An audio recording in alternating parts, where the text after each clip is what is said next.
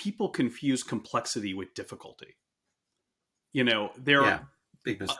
There are simple problems that are very hard to do. They're not complex, though. They're not even complicated. They're just hard. They require a lot of energy, to your point. And people then, I feel, give themselves a pass on tackling them by saying, oh, this is so complex, we can't tackle this. Now, I'll give you my biggest example, which is probably the most controversial thing I can step on here, and you may disagree with me on this, but gun control in the United States. You know, we're now have exceeded 200 mass shootings in this country this year. We aren't even, halfway through the year. And you've had one a week on average for the past decade. Yes, and it's going up, and the severity is going up.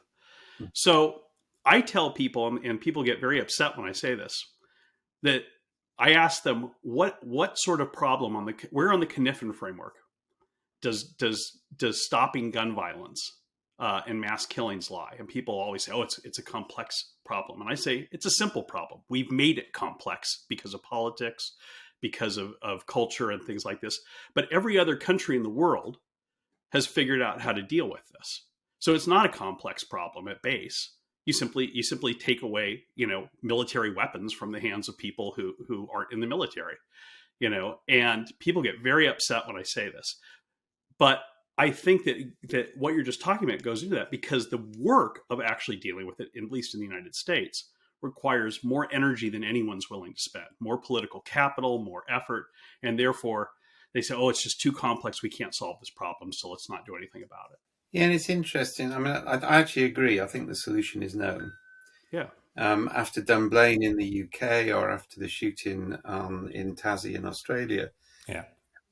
And I think this is key to estuary mapping. The dispositional state of the British and Australian population was such that a draconian ban on guns wasn't just acceptable, not doing it was unacceptable.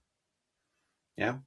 Now, I think that was important. And we don't just ban military weapons, we ban all weapons except in a licensed gun club under lock and key, apart from farmers' shotguns. And we're starting to realize we haven't got enough control over those, given some of the misuse, right?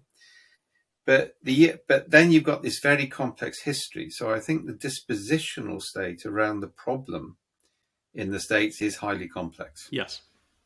Yeah, and that means that the simple solution can't be followed. Right. And so what you have to do is to look, well, actually, what are the constraints? What are the constructors? Now, one of the constraints is whichever amendment you decided should allow people to carry around very inaccurate arms, which couldn't really do too much damage except en masse, which has now been used for high velocity rifles and everything else, right? So that's one. Yeah. And that ties into a very strong libertarian tradition, both to the left and the right in the US, and antagonism towards government. So you can start to map out what the various constraints and constructors are. And then you can start to look at, how do I change those? Rather than how do I solve gun control, because that's too big.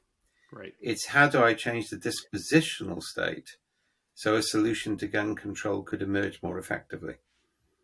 And Absolutely. If you think about it, it's how we manage teenagers. It's what I've always said about Kniffen. You don't try and manage things by objectives. You manage things by changing the way the buggers interact or stopping certain types of interaction.